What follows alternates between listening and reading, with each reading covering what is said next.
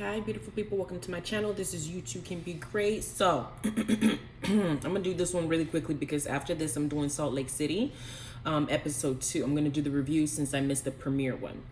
My head is hurting. I just did this hair and doing my whole scalp is really killing me. Anyway, this is Love and Hip Hop Atlanta season 12 episode 10 review that did, I believe, on Tuesday, and I'm doing the review today on Thursday. Now first we get into the beginning of the episode and they're introducing the drama that we're gonna have to face. And one thing that we see is Zell is talking to someone. I forgot whether it was Carly or whoever he's talking to. He's talking to somebody on the phone, and he basically says that Santana is already going through his baby mama's pictures on a social media platform and liking the photos, which kind of shows stalker type behavior. In my opinion, and I could be wrong, the way that I see things is Santana is very jealous. I do feel like Santana has a lot of low self-esteem. He just doesn't want to say that he does because it seems like he prefers when people are chasing him. You see D, Chef D, who we all know is handsome and who we all know wants him and we all know wants to marry him, and the man is over here throwing himself at you and you doing every little petty stuff to make him feel insignificant and ignoring him, and then you're doing that and pretending like you don't know you're doing that. So when he's telling you, hey, I know you're ignoring my calls, you're doing this, you're just like not validating his feelings because you're not taking the relationship as serious as he is, and you want to say, well, we're always just figuring out how stuff to do. Then you didn't want Zell last season. You made Zell seem like he was desperate, that he was desperate for your love, that he wanted you, he was crying for you, all that stuff. Well, now Zell has now impregnated somebody and decided to move on, and you're showing some kind of stalker behavior, but yet you're the one who blocked him beginning this season as if he's the one that's chasing after you. So you see what's happening? D wants him. He's pushing D to the side. Zell's moving on from him, and now he's doing very petty stuff. It's very narcissistic in the way that he is. I do feel like Santana needs to talk to a professional. I really do, because the things he does are like underlying somebody that has issues, maybe from his past, with everything he's gone through, being homeless and, you know, the abuse and stuff like that. He may need to talk to somebody. Am I wrong? Because that's what I'm seeing. But we're looking at this. Then we show a scene with Sierra and Carly and their rings that they keep collecting from different men. I hope those rings are worth something for y'all to be keeping it, because I mean, if you a rainy day, can you pawn them for something? Because we know Life got his from a machine a machine slot he put 25 cents into and try to use that to propose to you on TV. Or is this like a plot that she does? She meets a guy, then she makes sure he proposes to her on TV to help her look like she's desirable. Then she goes and interferes in other people's marriages. Is that what she does? Because it looks as though she does. Then we get to a scene with Ashley and baby boy Zane, her recapping what happened last episode when his parents basically let her know that he was dipping into two pots at the same time. He wanted to be with her and he was still sleeping with his ex, and that the baby there's a lot of scuttlebutt in what happens and why the baby has his name. And I said it before when I did my review, that it's not normal for that to be the case. Something's just off with this entire situation. But it looks like it's getting to the point to where there's a lot of pressure here, and Zane decides, you know, I'm gonna now talk to my ex. Michelle's in town. They can meet up, they can meet up and we can discuss this and we can kind of finally put this to bed. But I said this to you before, that one of the reasons why this DNA test hasn't happened, and one of the reasons why the name change, or why the baby's carrying his last name, is because him and that woman still talk. And there's certain things he lets her know, I don't want you to disclose to my wife. First of all, the fact that she's even protecting him and hiding certain things to make him look good. I don't know if she thinks that that's her way of keeping him in her back burner, because the next scene they show with all three of them, I'm gonna touch on that scene now. It was a whole hot mess. Everybody there need to get checked. It was crazy. Just watching this, I just cringed in my spirit. Like, what is this? But then we'll get to that later, but the consensus is they're going to meet up later to have their little meeting. Then we get to Rasheeda and Kirk's kids, Kai and Kelsey, and Rasheeda's having a conversation with him about the ordeal that happened between Jasmine and the text messages. And the entire time I'm listening to this and watching Rasheeda's stupid facial expressions, that kind of face, she just rewrote history. She completely rewrote history. Now I can understand why Kirk behaves the way that he does, because she's having a conversation with his kids, who y'all know the kids don't see every single thing that goes on in their marriage. They only see bits and pieces of it, and plus they're his, you know, he's their kid, so he want to do what's in the best interest of their father too, you know. So we're sitting here and she's having a conversation with them, and Kelsey's saying, when dad mentioned that Jasmine was coming in her birthday suit, I've picked up Cannon a few times and he didn't really mean birthday suit. He meant, maybe she has like her titties out and she's wearing booty shorts. No, girl, he meant birthday suit because he's been in her birthday suit. He's seen her in her birthday suit. He's dived balls deep into her birthday suit. So he knows well the difference in, hey, am I gonna show up and you're gonna show up with booty shorts?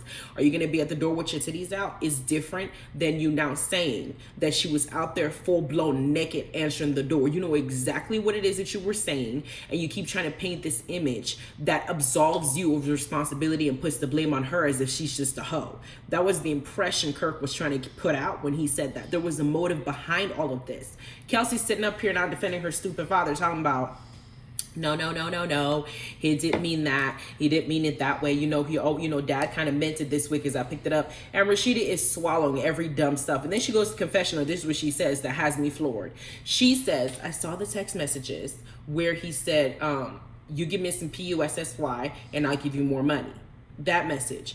And she said, I looked at the message after that. And it just went straight to business. Like there's some parts that's missing from that message. The impression she's putting out there is if Jasmine took the time to scroll through her messages, only keep that text, that small piece of it, delete the rest of the conversation, and then the rest of the talk, the messages after that is about business and child support. But mind you, we know that Kirk deleted his thread, so we don't know what he said. We have no way of even corroborating his end of the message. But what we have seen is that if he made that comment birthday suit and she doesn't do that, he's already lied on her. We've seen him throw Mendici and Yendi's marriage under the bus to cover himself. We've seen his previous behavior in the past, so this type of behavior is not something that's above him to commit. Moreover, Jasmine said that a majority of times that he's tried to hit on her, he's been careful not to do it on text messages, that she only had that he's had other times where he, alludes to that. And we saw the interaction when they were talking about how much he hangs around Cannon, how much he spends time with Cannon, how old Cannon is, what school he goes to. And it seemed like they were flirting to me, like some lovers quarrel. That's what it looked like. So this conversation between her and his kids, and her saying, well, now that makes me feel better. He has to have a conversation. I'm like, Rasheeda,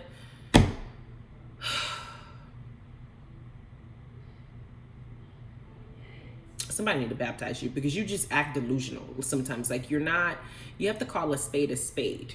Okay, he did that, and all these little things you're doing to pick it apart. You shouldn't even be in this position to where that message exists at all.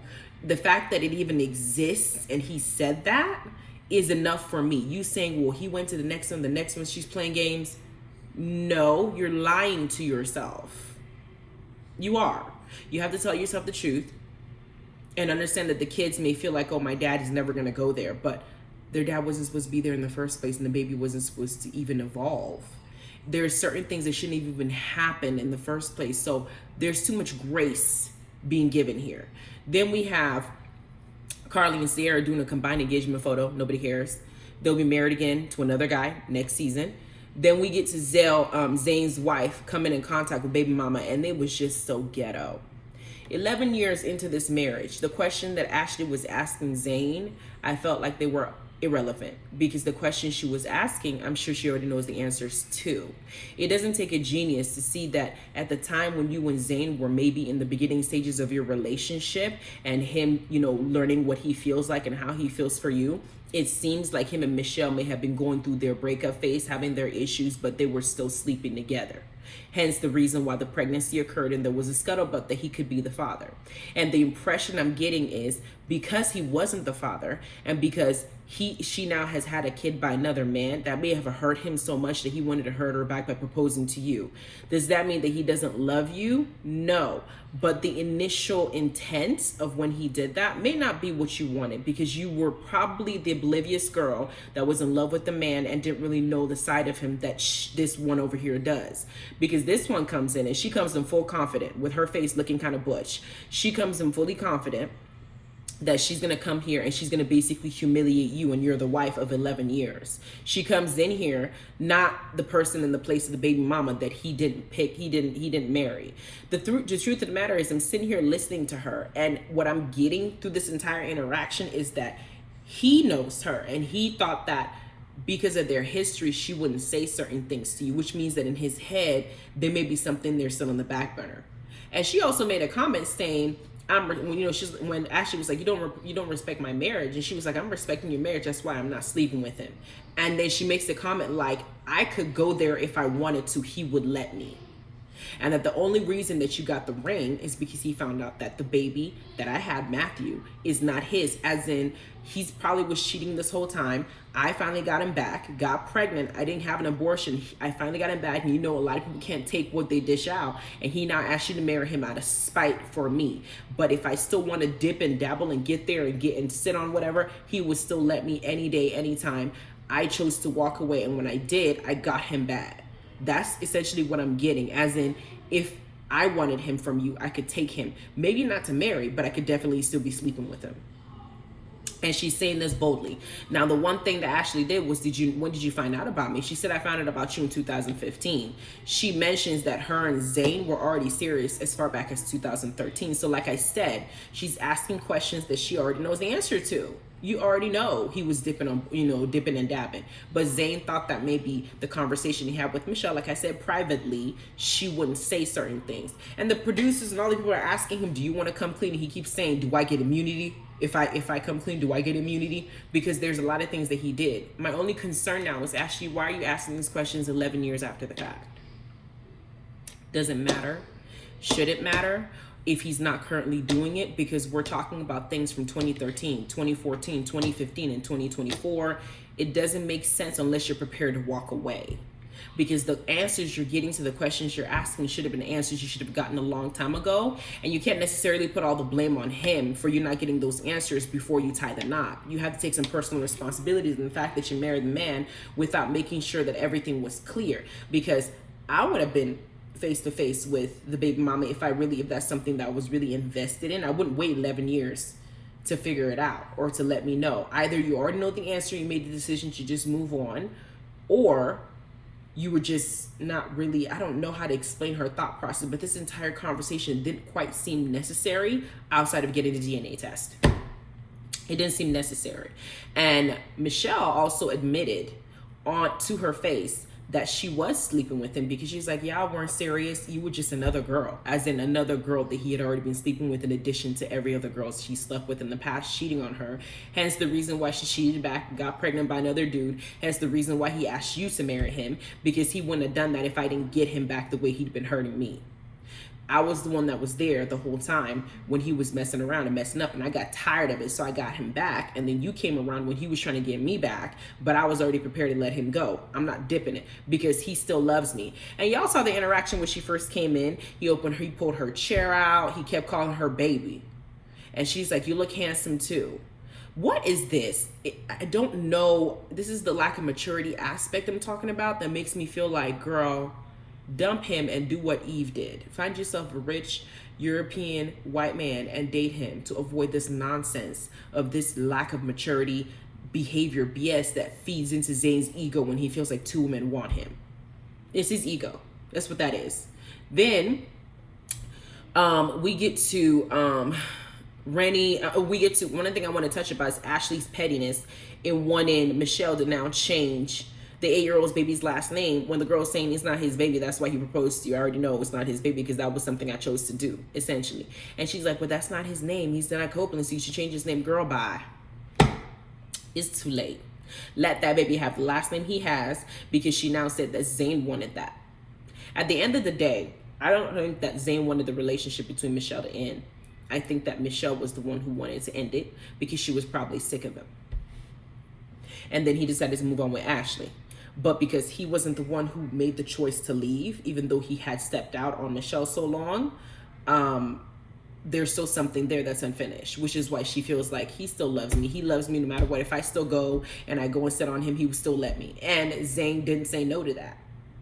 And his wife of 11 years is perceiving this. Like, girl, he's playing with you, child. He knows exactly what he's doing. He ain't dumb.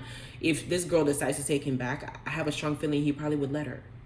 Then we have, we get to Rennie Baby Brunch, thrown by Spice. Came with a whole lot of drama and a whole lot of mess. It was like a baby brawl. That's what Rennie called a baby brawl.